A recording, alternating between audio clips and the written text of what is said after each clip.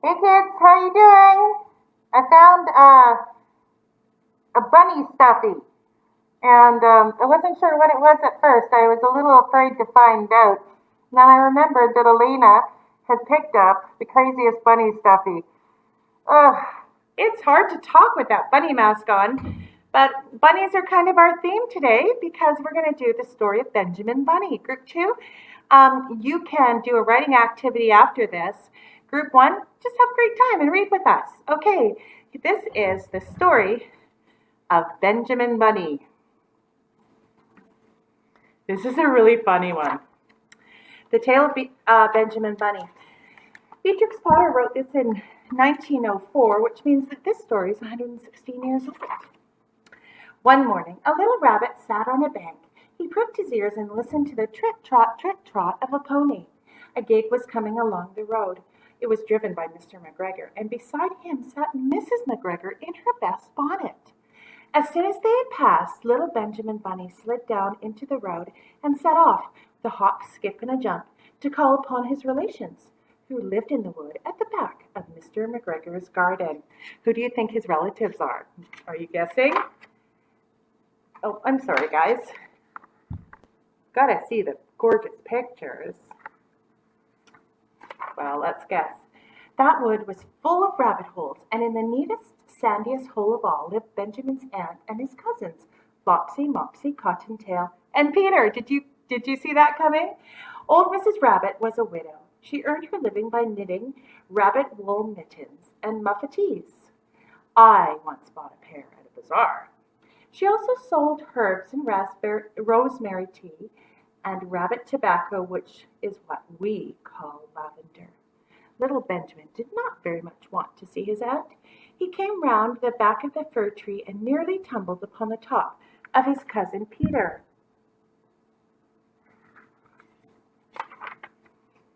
Peter was sitting by himself. He looked poorly and was dressed in a red cotton pocket handkerchief. Peter, said little Benjamin in a whisper, who has cut your clothes? Peter replied, the scarecrow in Mr. McGregor's garden, and described how he had been chased about the garden and had dropped his shoes and coat. Little Benjamin sat down beside his cousin and assured him that Mr. McGregor had gone out in a gig, and Mrs. McGregor also, and certainly for the day because she was wearing her best bonnet. Peter said he hoped it would rain. At this point, old Mrs. Rabbit's voice was heard inside the rabbit hole calling, Cottontail! Cottontail! Fetch some more chamomile! Peter thought he might feel better if he went for a walk.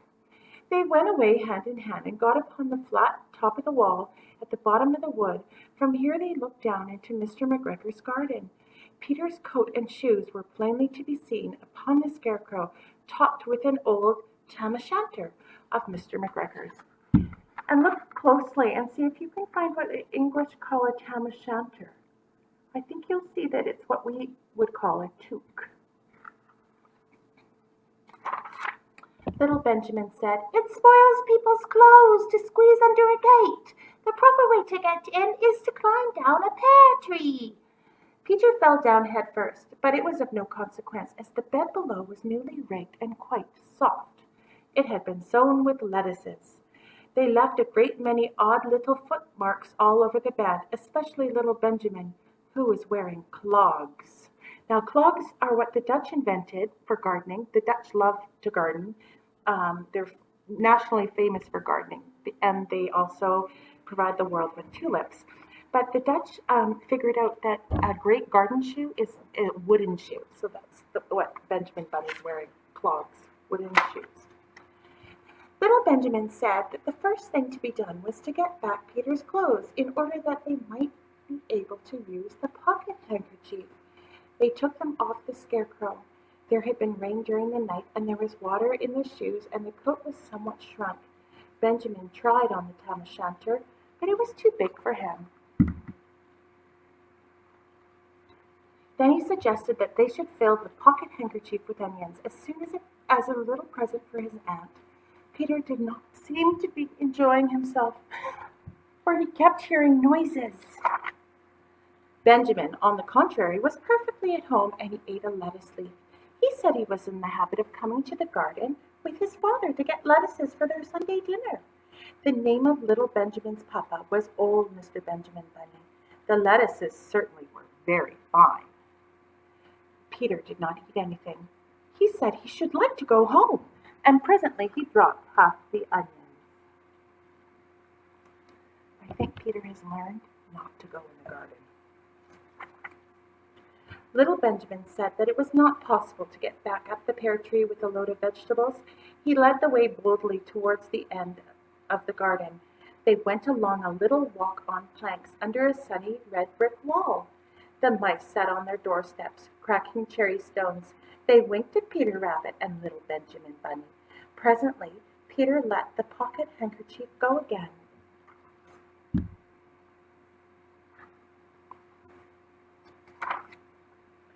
They got amongst the flower pots and frames and tubs.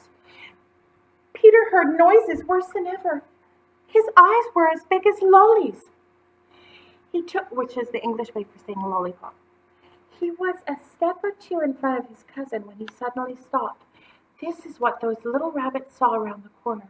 Little Benjamin took one look, and then in half a minute, less than no time, he hid himself and Peter and the onions underneath a large basket. The cat got up and stretched herself and came and sniffed at the basket. Perhaps she liked the smell of onions. Anyway, she sat down upon the top of the basket. She sat there for 5 hours. I cannot draw you a picture of Peter and Benjamin underneath the basket because it was quite dark and because the smell of onions was fearful. It made Peter Rabbit and little Benjamin cry. The sun got round behind the wood and it was quite late in the afternoon, but still the cat sat upon the basket.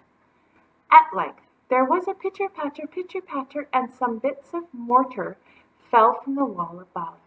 The cat looked up and saw old Benjamin Bunny prancing along the top of the wall of the upper terrace. He was smoking a pipe of rabbit tobacco and had a little switch in his hand. He was looking for his son. I think Benjamin's in trouble. Old Mr. Bunny had no opinion whatever of cats. He took a tremendous jump off the top of the wall onto the top of the cat and cuffed it with the basket and kicked it into the greenhouse and scratching off a handful of fur. The cat was too much surprised to scratch back. When old Mr. Bunny had driven the cat into the greenhouse, he locked the door. Then he came back to the basket and took out his son Benjamin by the ears and whipped him with the little switch. Got his spanking. Then he took out his nephew Peter. Then he took out the handkerchief of onions and marched out of the garden. When Mr. McGregor returned about half an hour later, he observed several things which perplexed him. It looked as though some person had been walking all over the garden in a pair of clogs. Only the footmarks were too ridiculously little. Also, he could not understand how a cat could have managed to shut herself into the greenhouse, locking herself in from the outside.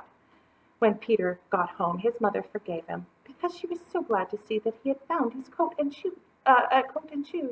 Cottontail and Peter folded up the pocket handkerchief, and old Mrs. Rabbit strung up the onions and hung them from the kitchen ceiling with the bunches of herbs and the rabbit tobacco.